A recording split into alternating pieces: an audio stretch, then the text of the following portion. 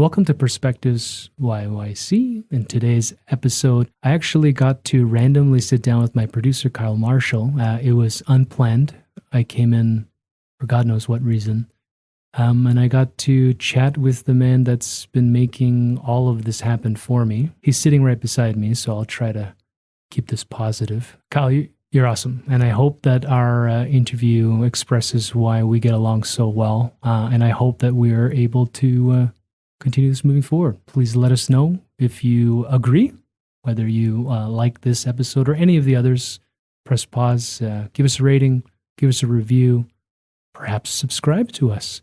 And just let us know how we're doing in general with this Perspectives YYC movement. Thanks, and hope you enjoyed this episode.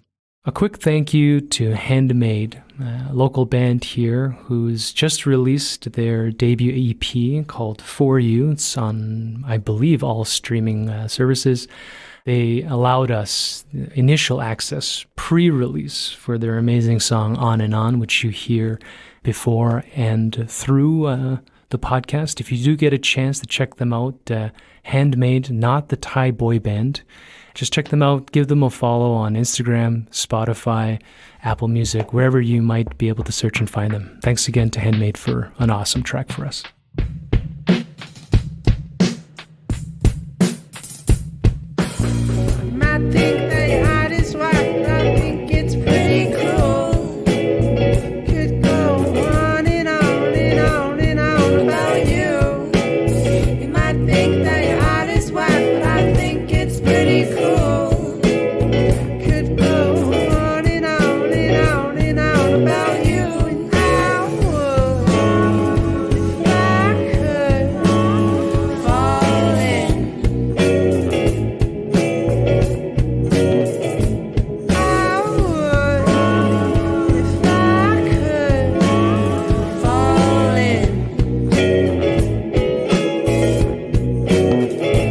Ready to go whenever you are. Okay. Hi, Kyle. Hi. I'm actually on the microphone. Yeah, this is exciting. We're going to interview my producer because I was supposed to do something else, and as usual, let's do something else to something else that I was going to do. We're also going to do something weird. Let's date it, because I have a feeling we won't play this for a while, and it's like Halloween, which is cool. Saturday, I'm dressed as a sexy vampire. You can't see it. But... Oh, I can see it. Saturday, we're launching issue 2, and the only reason to date that is because that presumably will be our first attempt at some form of live broadcasting. How excited are you about that? I'm excited. I don't know necessarily what to expect at this point. I know it's going to work, but in what way, I don't know yet. Yeah, it'll be interesting. Like, just to see how, is it the crowd? Is it handmade? Do we bring mics and talk? Well, I'm definitely going to bring some mics and a mixer of some kind. Okay. Past that, we'll just kind of wing it as we go along. All right. I'm getting more excited. This has nothing to do with anything, but I happened to be at the Handmade launch party when they launched their new EP, when they were doing it over at the Palomino. Palomino, yep. And man, I know that you talked to them about the music scene that's here in Calgary. And I don't think I really locked into it until I went and saw those bands. Like, wow, like there is some phenomenal talent here in the city. And I don't think we get recognized for it as like a Montreal or a Vancouver or even a Toronto would. Because I think, once again, it's like this eternal Calgary problem is that no one talks about it or doesn't go out to the shows, or I guess we have this internalized pessimism where it's like, nothing good happens here. So I wonder, we don't think about it. Like, is that a weird psychosis where we extend that Canadian humility of like, we have to just say that we're bad at everything and apologize for everything, to the point where we're like, well, then, everybody can do everything better than we can. It's a weird thing, because Calgary also has its own self-confidence and bravado about certain things. But to the early point, Cal, no, it's a we. I mean, you're my producer. And I think too, our intended ventures, be it the live venue stuff, I did get confirmation that Austin's show that's launching at Vintage, whether you can be there or not on the 18th or 19th, the Sunday afternoon, his younger brother is going to bring the jazz quartet. Oh, nice. And we're going to shove that into a tiny corner in that small, beautiful cafe that I just through some miracle blessing, I'm also allowed to work there. So if we can work that, I mean, we got that jazz thing that fell through at the other venue. And then on a move forward as we try to do, I have this new project in mind that I'm meeting a videographer on Tuesday. So if that opens up, then you and I are going to talk about that as well. Cool. But yeah, I don't know. There's talent here, man. You're talented. I guess, all the people that we're meeting are showing that there's lots of creative energy and impetus. Re-listening to Alex's podcast, which presumably will have been released before this is aired, but that we are reviewing now in production, the conceptual and philosophical direction of culture and creativity coming from the end of the line, or this suffering, or this tiring of our personal experience, whatever that may be, is a fascinating thing to look at in Calgary right now too, with all the talk on the surface of this economic downturn and people losing their jobs and having to challenge whatever they had accepted. And now over the last 5 years, I'm meeting from all range groups and demographics, people that just want to push something out. It's not just kids that are singing. It's like old people like me fucking painting and taking pictures and stuff. Well, it's the entire concept of the Legend of the Phoenix, right? Where something has to burn up or crash before something new and great can prosper from it. And I think that Calgary was getting into a bit of a rut. And I can get onto my eternal soapbox about how I think that Alberta and Calgary in particular could be looked at as energy leaders instead of just oil leaders. I think there's a specific difference amongst that. We don't have to go into that conversation. But you're right. I think that there's this huge swelling and explosion of artistic output just because people said, well, I'm not getting paid anyway, so I might as well go and do something that I really like to do instead of laying on the couch being sorry for myself, which is exciting to see. And we can start to see the economy start to ramp up here. And now everyone can get mad about the Olympics. So. Yeah. Yes, no. Again, that'll have been presumably resolved by the time this gets aired. But I don't know, politics, man. Beyond that, and you've teased me about this before, is this culture of money, and I think that whatever its intended function, useful function, and proper function, it doesn't matter, because right now, how we live, whether there's a better or worse way, I don't know, it values it entirely too much. I just left a meeting with an artist. I won't name her because I don't, we just met, but conceptually we had discussions where she was discovering this creative part of her, but she has also this nagging voice that everything has to be about it being a commodity, that as much as I love making this art, the only reason to make it is if I can sell it.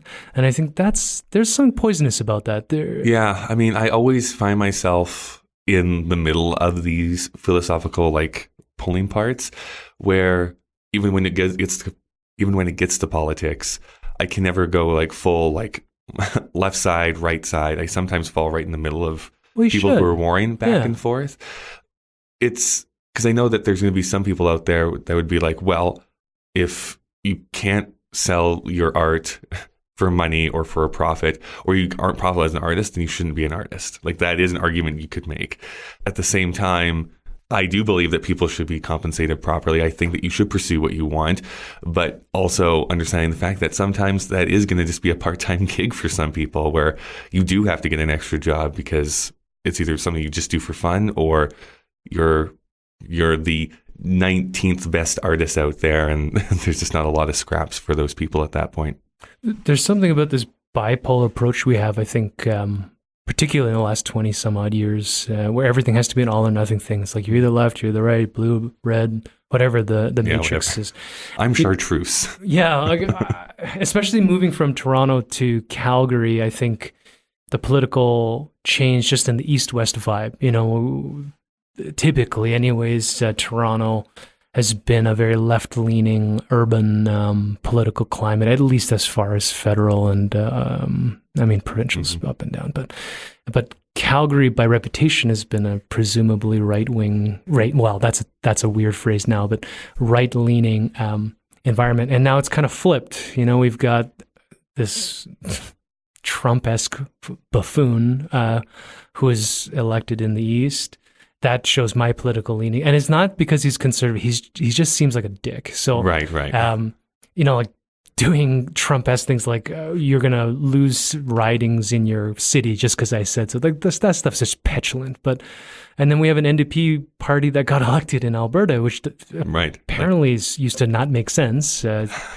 And then once they get in, they go middle because you still have to. You have to make money. You can't just say it's all for hospitals and children and causes. Where the reality is, I don't know. I was thinking, bring it back to the art realm.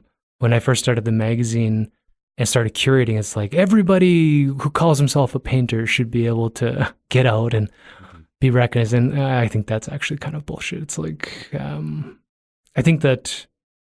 In a lowercase p painter setting, of course, if you buy some watercolors at a Walmart and you paint on a white piece of, printer paper, when you paint, you're a painter. And I think there's a spiritual aspect there where as it expresses some part of you, there's value in that.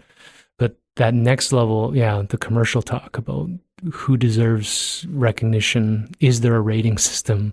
Who should be hung up on a wall? I don't know. That stuff's become very murky. Whole money thing is it's two pronged, which is I think people should be compensated fairly for what they produce.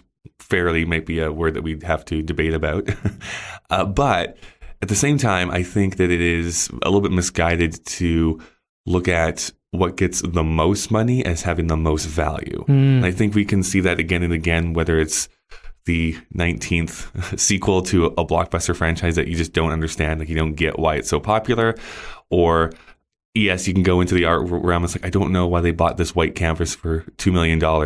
I don't get it. I just think art means what it means to you, which I know is a little bit of a pat answer for most people.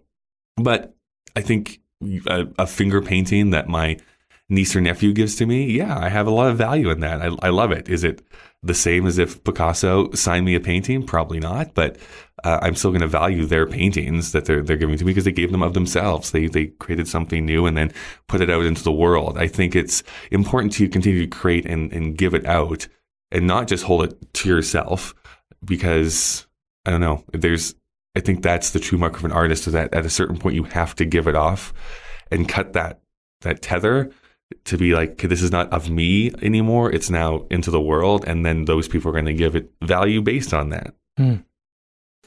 Yeah, I'm sorry. Let me try to digest. I mean, number one, money, value, popularity. Yeah, I think you're right. There's more focus and attention that needs to be placed there so that we can change the language in which we evaluate these things. I also like the theme of art being, the value of art being in the eye of the beholder. So if I can be a painter and I have an audience of one, but that person I respect or want, or we connect some reason, I mean, there's an inherent value on a spiritual level for sure. And then the two-pronged problem, I suppose, is you still have to eat. Yeah, you have to pay a mortgage. I mean, wrapping this up, and then I don't know if you want to ask questions about me, but it's no, I'm okay. That's all right. That's fine.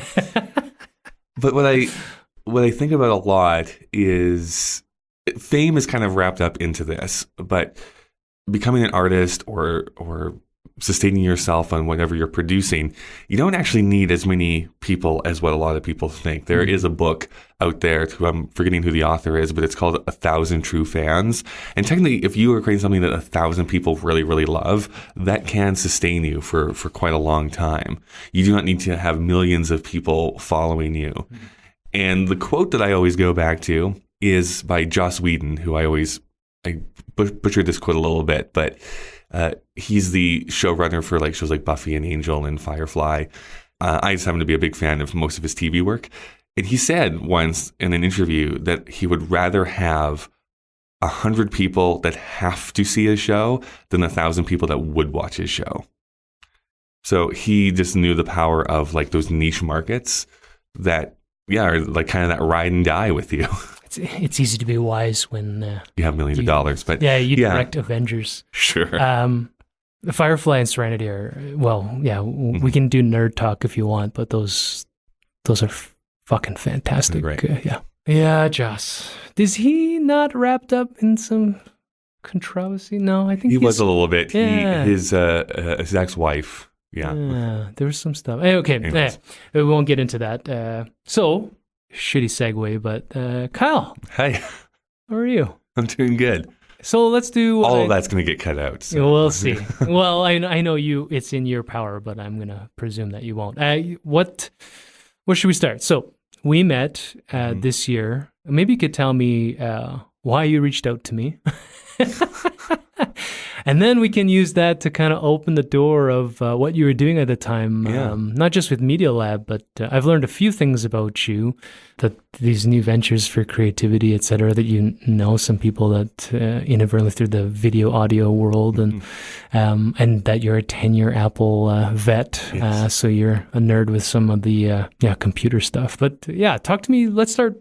In, what was it, July? And Ish, yeah. Yeah. I was going to make a joke. It was because of your pretty face. But the fact is, I didn't even know what you looked like before we went to the meeting for the first time.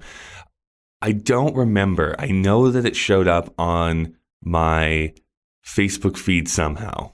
That perspective showed up. I have a feeling that somebody, like one of my friends, interconnected, like shared it or something. So there's somehow we're connected with a friend that we both know somehow. Maybe Vlad or something. It could have been, actually, now that I think of it, either Vlad or one of those or guys. Ralph or something. Yeah. They were over there, and they shared this Perspectives magazine coming out. I was like, oh, what's this? So I clicked in it, read it up, and I don't even know if it was written on there somewhere. Regardless, I was like, oh, I want to connect with this person. Maybe there's some way we can collaborate. I'm always looking for different avenues and ways to collaborate with people here in the city.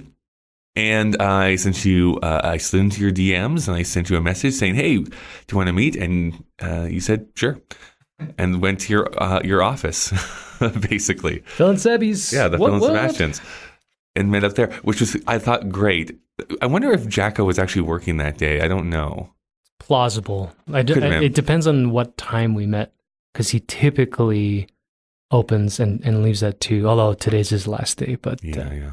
Regardless, I got my little coffee. Well, it wouldn't have been coffee, it would have been a tea. Had my tea, and you walked in. I saw you come in. I didn't know it was you yet. And you stood and talked at the counter for a while. I'm like, oh, that must not be him.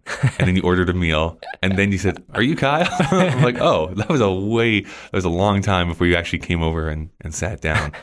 But basically, I thought we kind of hit it off. We had like this broad-ranging conversation about art in Calgary and the magazine specifically, and then I bought a copy from you and went back to my place in the rain because it was raining that day. Ever since then, we've kind of kept coming back into each other's orbits, and you decided to make the plunge and like, I want to make a podcast, so let's make it happen. And so I said yes.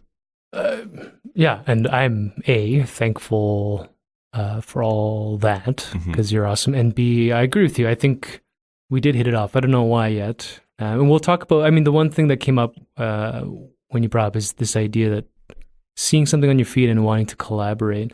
I think that's been the base spiritual, premise of everything that I've been doing, which is put some energy out there and then try to feed into other people that are responding in mostly through action. There's a lot of people that talk a lot of shit and, say things or DM me or this has come up in the past. I can't remember if it's on a recording, but in our conversation anyways, where I need people that are going to come to me and give me an idea of what they're doing.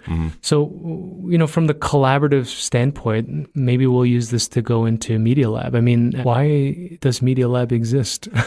Here's the myth of Media Lab as I see it. The story that I like to tell, not that it's wrong, but this is the compressed version of it. I was down in LA attending something called VidCon, which is a convention I go to every year that celebrates online video. And one year I was down there and I really wanted to go and visit the YouTube space. that's down there. And the YouTube spaces are for video creators. They have green screens and editing stations and these different sets that they have down there. And I just thought it'd be cool to go and just take a look. Not really wanting to go and use the facilities. I just wanted to go and take a look. So I did a bit of quick research while I was there and realized that I couldn't actually go because you're not actually able to get into the building. You actually have to be kind of invited to come into the building. They have occasionally like a class or something that you can come and attend at certain times, but you cannot just go into the building unless you have a certain number of subscribers, and then you can come in and create in there. So this actually bugged me quite a bit. It really, really bugged me. And so by the time that I touched down back in Calgary, I had made this decision. I think that Calgary should have this place for video creators and for podcasters to come and create stuff inside of. And so that was kind of my first foray down into becoming an entrepreneur. So, and that's kind of the thing that I've kind of learned a lot here in the first year, which is there's this altruistic vision of what Media Lab is in my mind. And the hardest part is really trying to communicate that, I think, effectively with other people. Because at the same time, yes, because I'm a business, I need to make a profit. And at the same time, I was like, well, I also want to invite people to come in here and just create things, whether it's during one of our get-togethers or feedback sessions that we have here. So there's kind of that kind of dueling natures that happen here. But that was the impetus. That's why I decided to create Media Lab in the first place. How long was that?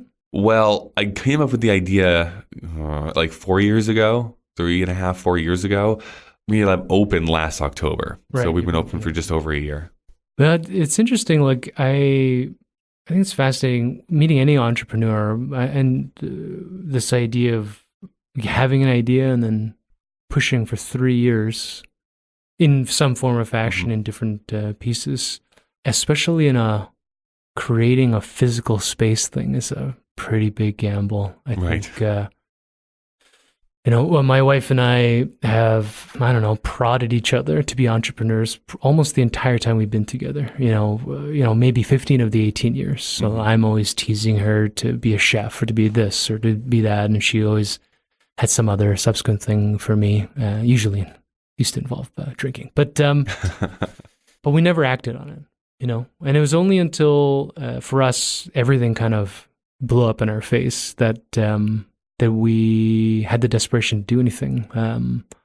Do you think that in your experience, that's something that echoes in your, like what gets you to the point where you're like, you know what, I'm just going to do that? I mean, what were you doing before? Well, all the way through this, I was still working at Apple. Which I started working at in 2008, thinking day one that I was only going to be there for maybe a few months to a year, and then ended up being there for a decade, which is sometimes what happens. And I can't say, there was a short period of time where I was very unhappy and I wanted to move on.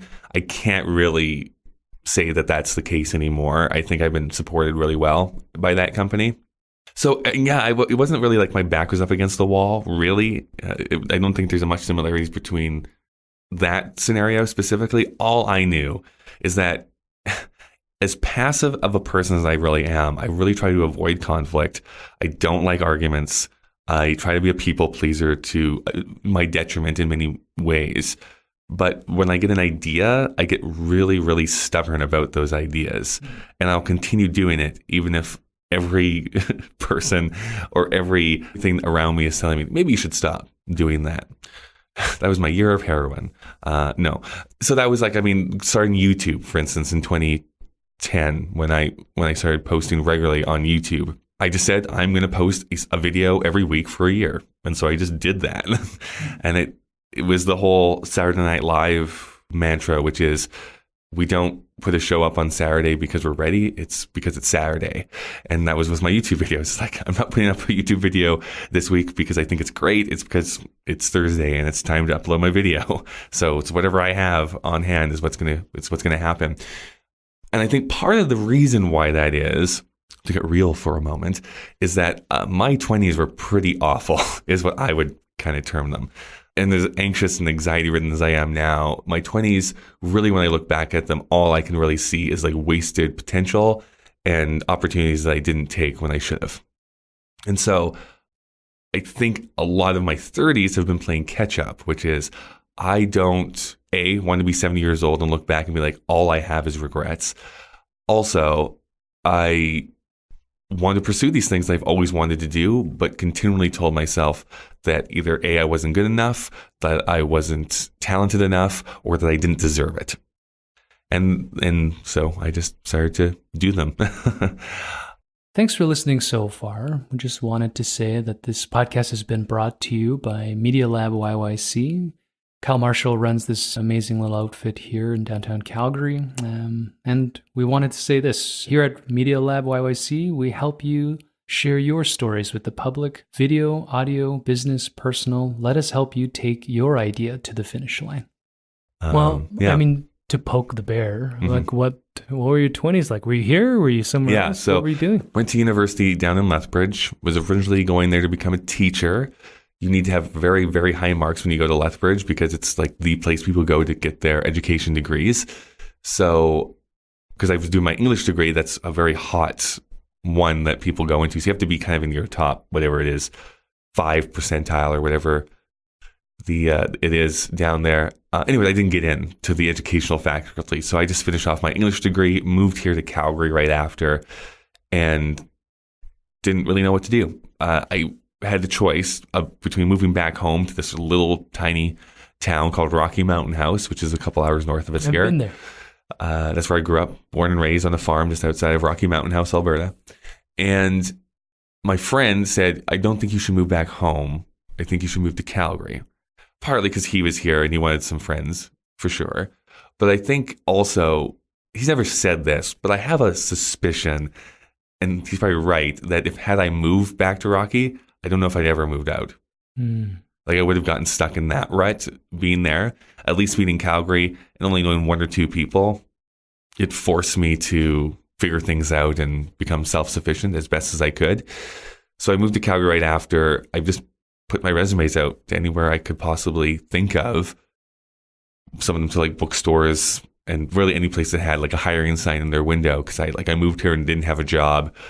So I was like, well, I have a place right now and I want to be able to pay them rent. So I have to figure something out. So the first job I had was working at 7-Eleven, the night shift. So I worked from 10 p.m. to 6 a.m. Amazing. And it was awful. I hated it. Which 7-Eleven? It was the 7-Eleven that is on the Trans-Canada Highway as you're leaving out west. So it's like just down from COP, basically. Like, near the... Yeah, that's awesome. Yeah, so you get some I would love like an employee photo of you from there. Yeah, it's some crazy times that were happening at that time. I really disliked it. A, because my sleep schedule was just all bonkers, and so I couldn't, like, I was just in a weird headspace at that time because I was just not sleeping a normal rhythm.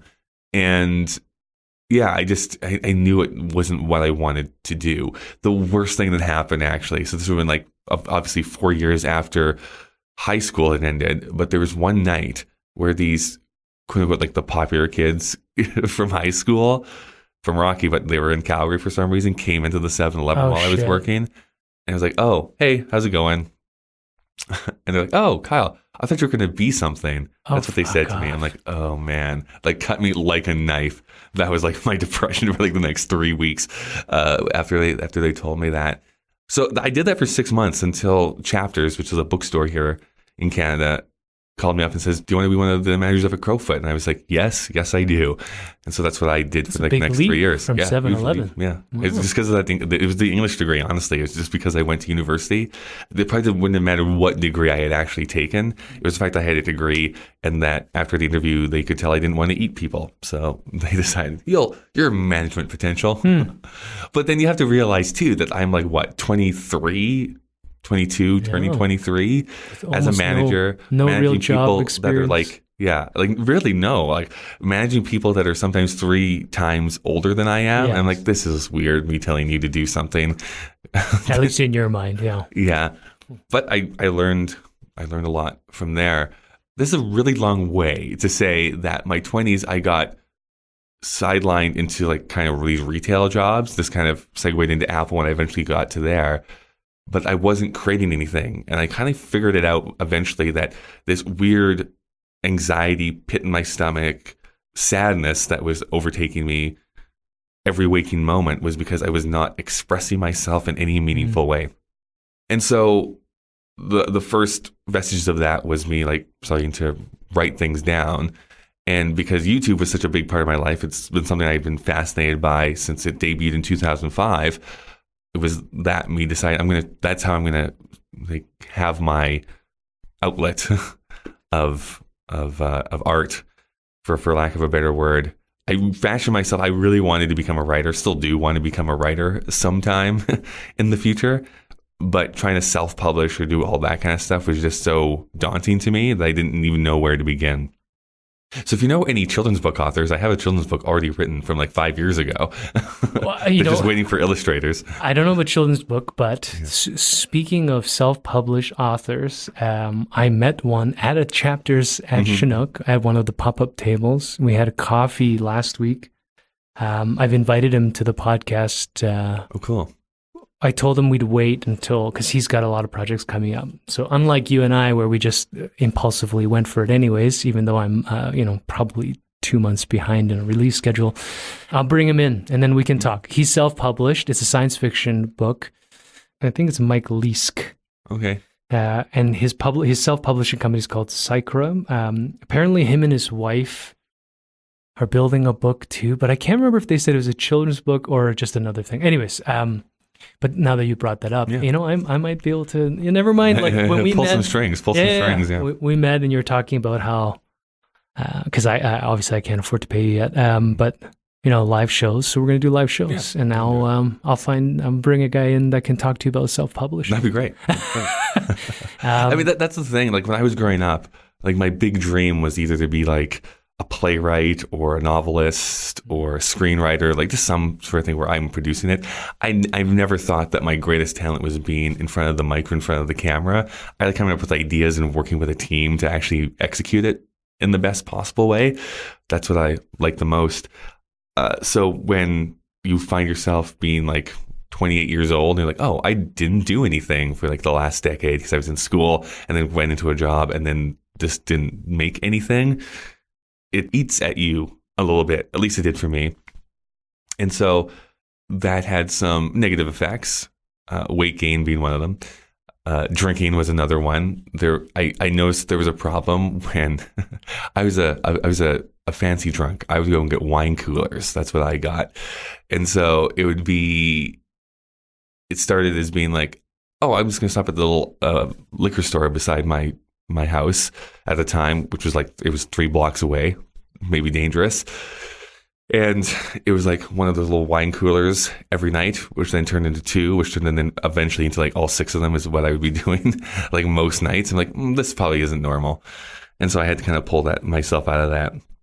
I think the biggest thing was I finally pushed myself, knowing that I probably should have done this years and years earlier, was a therapy, was talking to somebody about it. And when there's this outside force that sometimes like takes it in and doesn't chastise you for it, it's like, hey, like we cope in different ways and this is how we've decided to cope.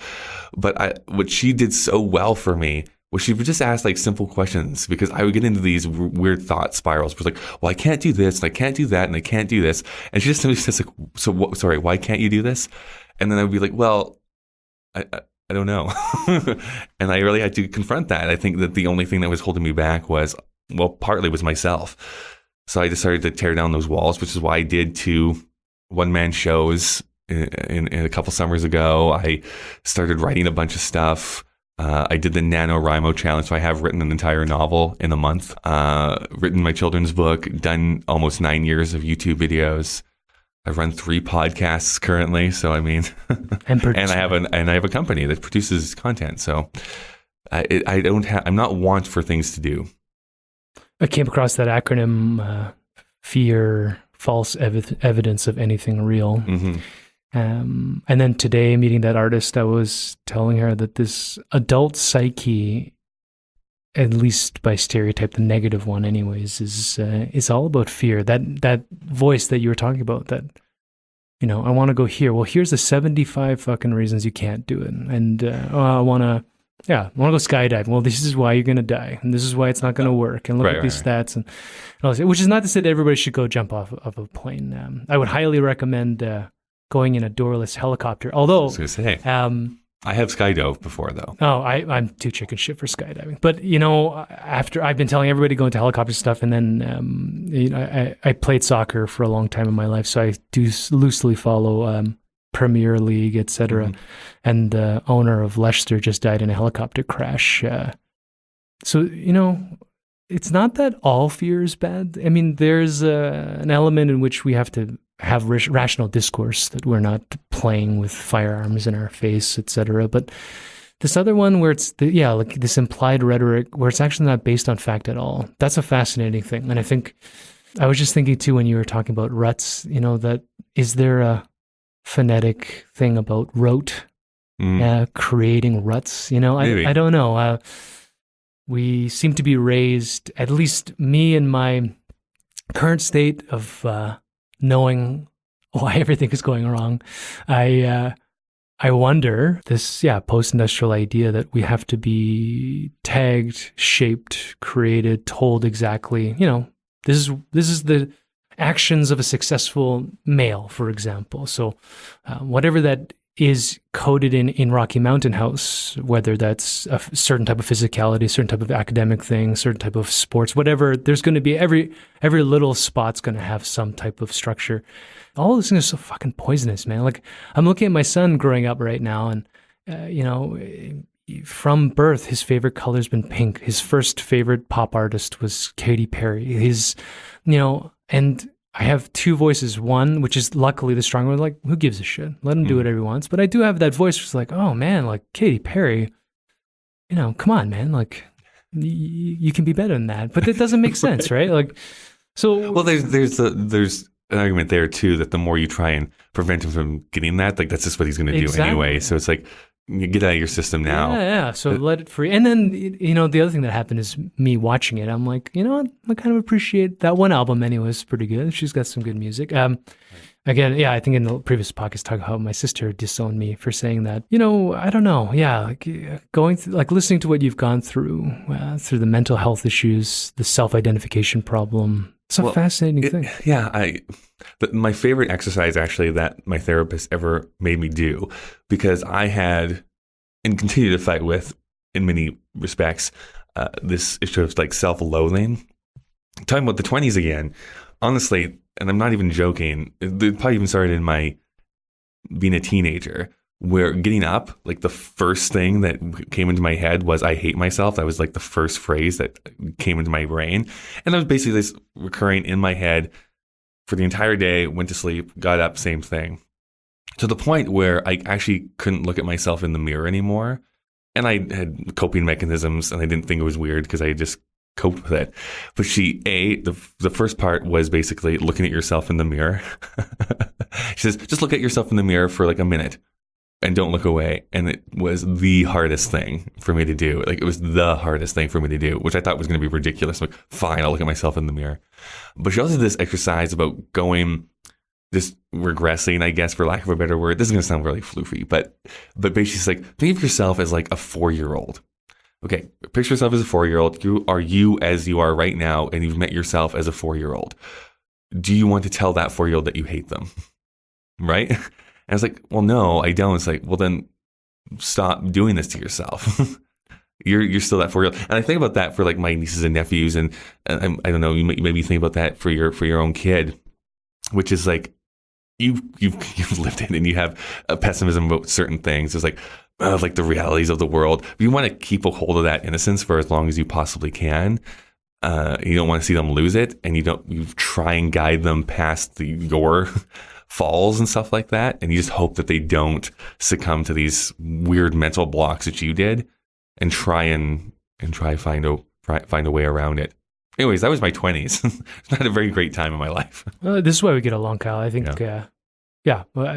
similar, different, but similar experiences. I found this meme on Reddit. I love Reddit. It was. I like how we've segued into memes. But yes. Well, no, you know, I get most of my memes from the subreddit of Get Motivated, and some of them are shit. But you know, some of them are designed either through recovery, through psychological trauma, through whatever. But the one that feeds, I'm suddenly reminded of, is to describe it. It's a picture drawn of a 4-year-old and a 75-year-old. And it said, the only two people you have to impress in your life are your 4-year-old self and your 75-year-old self. And I think it kind of speaks to what you're talking about, whether we attain that awareness through therapy and through trauma, or just on a flippant meme scale. That when you look at how presumably a innocent 4-year-old approaches life, and then you look at people post-retirement age and how they just don't give a shit about a lot of stuff anyways, because they've lived through it already. And you look at those two windows, how they're very similar in many aspects. And also they don't buy into all the things that we weigh into: social dynamics, judgment from other people, all this other kind of stuff. I think there's something really important there. You go to San Fran or wherever you went to the convention, you see this video thing, you're excluded by YouTube. Fuck them. Huh? Yeah. Fuck Facebook. But you're excluded on YouTube because you don't have enough followers, likes, who cares? Whatever the social dynamic is, you come back and you decide to make something. There's going to be a lot of voices who are like, you're going to compete with YouTube, or like, you can't do this. And like, there's going to be a lot of reasons why you shouldn't do this. But then as soon as you take action and do the first step, it just becomes its own thing. And there's so much value and power in that. Whether it lasts, and I keep telling people too, like, for myself, that's the magazine. For yourself, it's Media Left. Presumably there's other stuff we're working on, but am I going to gamble that Perspectives becomes the next Vice magazine? No, it's a local magazine for artists. If it lasts a third issue, I'm going to call that a miracle. What's more important for me is to stay with the reflection and perspective that even in making it, having conversations with artists who want to give me their energy so that I can project it somewhere, trying to give voice to people that would otherwise find a way to stifle themselves. There's great power. I mean, like way back, I'm so curious. You know those like the cave paintings in France that everyone has probably seen in the textbook? I mean, we still look at that as being like, look at this primitive art, and like we appreciate it here now, millennia later. And I wonder if that was just like a doodle by the guy in the cave, or if he's like, yes, I want this to be remembered by Grok over there sitting by the fire. No, I don't think so. Or if it was you trying to impress a girl or whatever it happens to be. That maybe. Probably a mating thing. Why we even presume it's a male? I mean, yeah, it's true. Yeah. Maybe she's trying to impress a guy. Who knows? Yeah. But I look at that, and for me at least, that is a way of someone creating art with, I'm not getting monetary gain out of this. I just want to create. I'm doing the act of creation just because. Right, the same thing when you have like those little Earth Mother statues, or like Easter Island, or whatever it happens to be. These great moments of, output by humanity that had no secondary motivations for monetary gain. I might ask you, when you are down mixing a podcast, when you're editing video, when you're writing, do you find yourself completely losing track of food, time, and surroundings? Editing, yes. Editing is the one spot where I can really hone in and just forget that 2 hours have passed by. Until my back screams at me and says, like, you have to stand up for a bit. So I have my father's back, unfortunately. So that's why sometimes you'll walk in and I'm laying on the floor, because I'm just trying to straighten it out. That's okay. But the other part is, I actually find writing, as much as I like writing, it is the hardest part, because it's not me like a fountain and like something unspooling out of me. A lot of time it's like pulling things out. It's actually very intensive when I do it. So I get tired actually quite a bit. I actually do a podcast about him, but one of my kind of big mentors and people I look up to, this composer named Stephen Sondheim in musical theater. I love what he says. It's like he likes to write lying down so that he can have a nap when he wants to, but also that he's better when he's writing lying down. I have the same type of feeling, where I just want to be thinking, okay, here we go, boom, boom, boom. And then it's a lot of rewriting after that. It's really where the writing comes in. I think, like, listening to that, it's interesting as I meet different artists, and, I'll consider you an artist, Kyle. I think whenever you find whatever it is that you do that you get lost in, there's something important to that. And that doesn't necessarily mean, zoning out, or just because there are menial tasks that you can, your brain can shut off, and you can, it doesn't mean that everybody should be a riveter. Although some people, maybe that's what they're designed to do, and we get into that spiritual discussion of fate, God, and the world, etc. But, listening to you talk about writing, about down mixing and editing, about your love of YouTube and video communications, and the fact that you came to me and approached me and helped me build this podcast and the shows that we're about to kill. They're going to be fucking awesome. It's fascinating. There's something here, that I want to petulantly refuse to allow to be a function of money. Mm-hmm. And I don't know how we're going to do this, Kyle, but we're going to find a way to make the spirit of it sustainable. Now, whether the name and the structure is Media Lab and Perspective, who the fuck knows? Probably not. I mean, maybe, there's those stories about every entrepreneurship fails the first, there's all these stats. So I remember I met somebody who told me that, asked me about the magazine. I was like, yeah, personally. He's like, well, what other ones are you making? I'm like, well, I don't know. I'm just doing one at a time. and he gave me some advice, something like, that I would need 6 before one would take, one of those statistical things. So instead of putting all the eggs in one basket, I think I personally am enjoying our partnership, being able to push that all onto you from a down mix. I mean, I have some experience with fiddling with computers, using Audacity, and before that, I can't remember what the audio software, when I used to pretend that I could make music, etc. But the idea of understanding how mics work conversationally, environmental sounds, directional shit. Fuck, I don't know. And not only that, I don't want to know. I think, having somebody that can build that is important. I want you to know that I appreciate that. Maybe speaking to your reflection of yourself in the 20s. I don't think any of that's a waste of time. I don't think any of that is something that you should look at, I think, in a regretful way. I think instead, we're here where we're meant to be, And yeah, and I keep having to tell me that, but I mean, going back to where we started our conversation a little bit, which is the musicians here in Calgary, like I look at them and like they're all in their early to mid 20s, and I think they're so super talented. I'm like, man, you're so good. I was not anywhere close to that when I was in my 20s. I'm constantly comparing myself to other people. That being said, I mean, putting in the time and learning a skill and becoming good at it takes time. And sometimes it takes a decade to become an overnight success. Sure. And there's been countless examples of that throughout history. And that's kind of what keeps putting me along.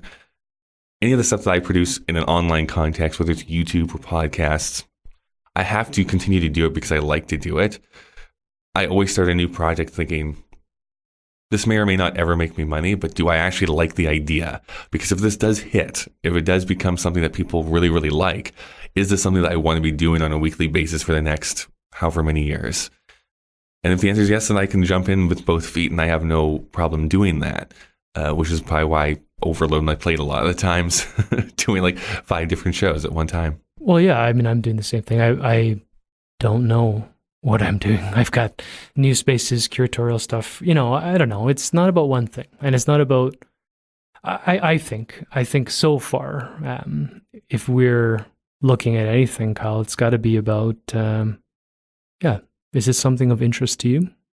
Then go and do it, and then if it happens to do something else in return, if you get money, if you get recognition, who gives a shit? All the surface stuff that's been exacerbated by social media, but has existed throughout history. This comparative thing, the differences, and trying to be something. If I'm learning anything, there's a poison there too, and we have to aspire to stuff. And there is a functional usefulness to social dynamics, of course, but at the same time, when we get into that negativity where it's like, well, look, this kid's 25 years old and he's performing at the Palomino. It's like, well, we're not them. We don't know what their day-to-day life is. We don't know anything about them truthfully. So instead, I need to look for a way to appreciate it and then build with it. So what we're going to do, okay, well, we can't be Connor. But what we can do is I can give them a venue to play. You can put them live online. And then all of a sudden we're collaborating together. I think that's more exciting, man. Because as much as I, used to love karaoke. I am not going to be front manning a band anytime soon. Yeah, let's look at it that way. I think. I don't know. I do a Wicked Material Girl if you ever want to see it. I think now we have to. Yeah, I think it's going to have to be on video too. Right. Full Madonna. Wait, Material. Yeah, you're Madonna. right. Yeah. I'm losing my pop reference and everything as I get older. Oh, shit. Okay. I don't know. What else should we talk about? How are we doing on time? We have like 8 minutes left. 8 minutes. The long and winding road. I don't know. Let's do an outro. I mean, what's going on next for you? What's your big... Let me rattle off a bunch of things. I mean, Media Lab, YYC.com is the website that you can go to if you want to see more about the studio, book time, or see when some of our upcoming classes and stuff are. My own personal social media profile is at the Kyle Marshall. I'm that on all the major ones. So Twitter, Instagram, Facebook, except for YouTube, which really bugs me, but that's another story for another day. But Kyle Marshall Tries is the quick way to get to the YouTube stuff. I'm actually changing my output on YouTube here very quickly. I want to start producing more for Media Lab as a separate topic, but I had a conversation with this, we'll call him like a social media guru here the other day, but I thought he spoke a lot of sense. And something that I've been really struggling with is that I've gotten to a point where I can produce videos fairly well. I can speak on camera really, really well, but gaining an audience was not happening, at least not very, very steeply. I knew that it's mostly because I just do suit way too many different topics. I can be talking about like some book I read one week, and then like a philosophical problem I've been dealing with the next week, and then this story from my personal life the third week. And so it's a bit too all over the place and not like a specific, like this is our framework that we're working with. And because I get the most engagement when I talk about books and then the movies that were based on them, that is basically what I'm going to start to do. That is what I'm really going to hone in on for the next few months to a year, and just see how I can use that to generate an audience. So if you're interested in learning about books and then how the movie adaptations either support that or go drastically different, you can jump aboard there. We're going to talk about The Grinch next week, so that's going to be fun. I wonder... like listening to that, I'm thinking like how much behind the scenes backroom producer level intel are you going to be able to ferret out? Because some of those decisions, there's rumors of what, for example, studio might value, but I wonder what the true conversations might be in there. Mm-hmm. What's your thoughts on that? How much information are you really going to know about the boardroom discussion? Right, I see. Probably not much. Other than what leaks out into the press and we can conjecture and stuff, definitely other adaptations you can be a little bit more open about, because either there's been books written about them or actually become more loose-lipped as they get past the release date, because they can be out because they're out of the contract at that point. That in itself doesn't actually interest me as much as how people interpret works of art. So the biggest hit that I actually had on my YouTube channel in the last few years was when I compared the book version of Call Me By Your Name to the movie version Call Me By Your Name. I don't know. Which is it was an independent, it was nominated for Best Picture. It has a really loyal, dedicated following online. And it's about this professor and his son who falls in love with his TA that comes to live with them in Italy for the summer. So it's a gay love story, David. I really loved it. And then I read the book and I liked to compare them because there's a lot of similarities and then drastically different ways that they handled the endings. And I just thought it was a fascinating conversation. Yeah. And so I just like to talk about that and then my own interpretations, how it spoke to me as a human, and then wrap it up. I continue to go back. One of my favorite reviewers, this is not like a out there opinion, but was Roger Ebert. And I loved reading Roger Ebert when I was growing up, because even if I disagreed with him on the review, at least I understood his interpretation of the work, even if I totally disagreed with him. But one of the biggest things I always took from him was that movies at their best are empathy machines. And I 100% agree that the best of them are making me feel something about the characters in front of me. Even if I disagree with their motivations, at least I'm like, but they're people and I want to see how this resolves. And so those are the types of stories that I'm the most, I guess, engaged with. I spent some time loving movies. And then they broke your heart. Well, I think parenting is a big change because it shifts your priorities to, You've seen every episode of Paw Patrol, though. Yeah. Well, I know. Yeah, I know a lot of TV through Netflix anyways. And then I think going through my midlife crisis through parenting changed my priorities a lot. The way that it's just like you're saying, the way that I feel empathy and what I feel empathy for, how I identify with characters, whether I give a shit about a plot line or whether something speaks to me, keeps evolving too. And I think that's natural. What I'm particularly still good at is just because I'm crabby guys, I'll watch a movie and be like, oh, that's written by a man. That guy's bitter about a breakup. This is written by so-and-so. And my favorites from the all-time classics, I was really amazed by it. And, I was a big Blade Runner fan, of course, all 5 iterations. Right, I know.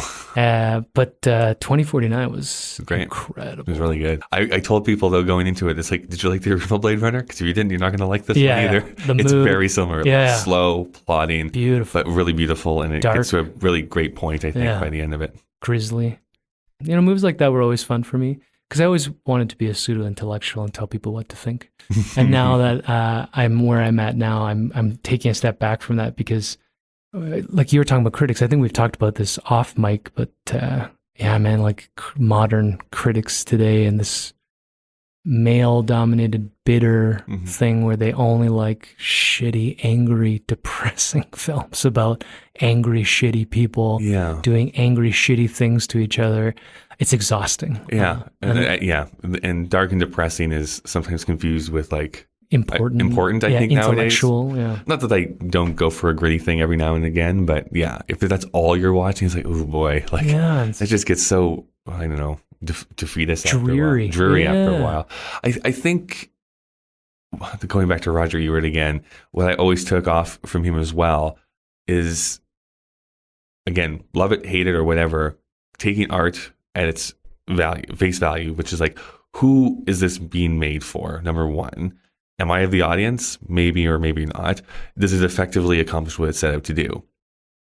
And you can have things like, I really hated this movie, but the kids are going to love it, right? You can get into that philosophy, and I have no problem with that.